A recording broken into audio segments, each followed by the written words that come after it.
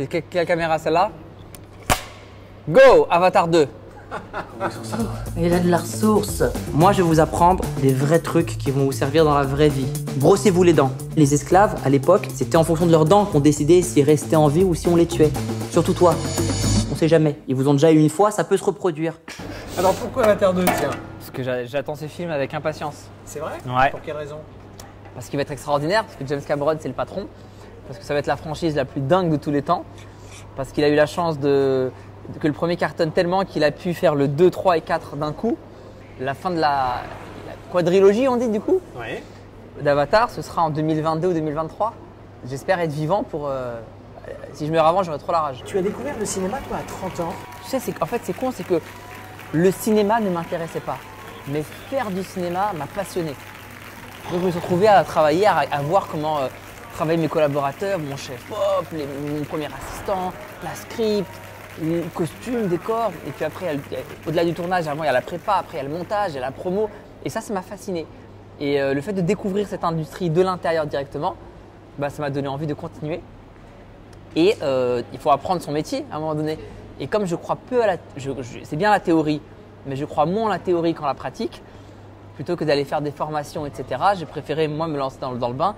Et moi j'aime bien apprendre en observant moi-même, en observant. Donc ce que je fais, c'est que je vais voir plein de films différents les uns des autres. Je vais voir des films que je vais détester.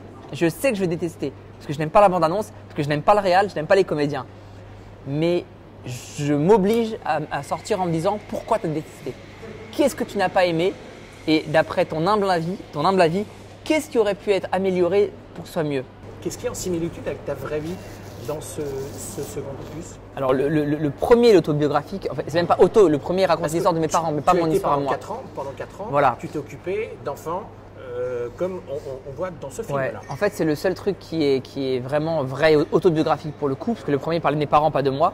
C'est le système avec les gamins, le fait d'embaucher quelqu'un qui n'a rien à voir avec ce milieu-là et les problématiques des gamins. Tout le reste a été inventé. J'étais en train de dire tout à l'heure que c'est pas facile à écrire un film comme celui-ci. Merci de le dire parce qu'en plus, on valorise souvent, moi on me valorise en tant que réalisateur. On oublie carrément que je suis comédien, c'est-à-dire que partout où je vais, on parle de mon film en tant que réal. Et puis quand on n'oublie pas que je suis réal, on me dit réalisateur et comédien. Mais tout le monde oublie l'auteur. Et c'est la chose dont je suis le plus fier. Alors, justement, tu te sens plus à l'aise réalisateur ou comédien? C'est pareil pour moi. Mais pour moi, auteur, c'est ma plus grande fierté. Parce qu'il y a moins de bons auteurs que de bons comédiens ou de bons réalisateurs.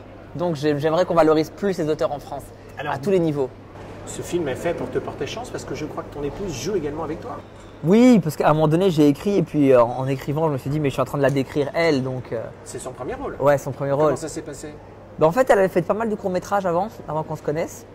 Et j'avais dans un coin de la tête, en fait, elle m'a beaucoup aidé même sur le premier, mais un travail de l'ombre, souvent le travail de la femme par rapport au mari, c'est-à-dire que elle est là, elle regarde, elle me donne son avis sur plein de choses et son avis est souvent pertinent. Et c'est vrai que juste le fait d'emmagasiner ses conseils, de voir, moi je sais qu'elle a un vrai potentiel là-dedans et c'était aussi un moyen de lui dire voilà, j'ai foi en toi, je te fais confiance, merci d'être avec moi et de me donner tes conseils, ta force au quotidien.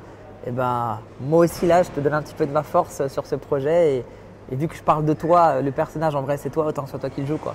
Bon, en tout cas, ce film sort sur vos écrans le 21 novembre. Et puis, je te souhaite bonne chance pour la suite. C'est une très belle comédie. C'est gentil. Il y a du rire, il y a des larmes, il y a vraiment beaucoup de sentiments. Il y a beaucoup de sujets que tu as essayé de faire passer au travers de cette comédie. Merci à toi. C'est un plaisir. Merci beaucoup. Merci beaucoup. On lui a beaucoup pris à ce gamin, mais il a un bon fond. Moi, je suis pas doué pour parler aux gens. Ça s'apprend. Jimmy, pourquoi tu veux pas parler? Si moi parlais, enfant rigolez-moi. N'oublie pas qu'un enfant qui cause des problèmes, c'est avant tout un enfant qui a des problèmes.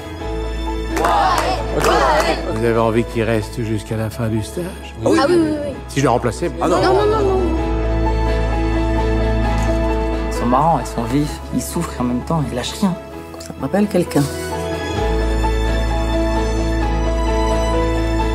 C'est une question de mentalité. Si tu leur donnes ce qu'il y a de mieux, ils voudront être ce qu'il y a de mieux. C'est Monique, je te le dis pas assez, mais tout ce que ça fait pour moi, c'est pas quelque chose que j'oublie.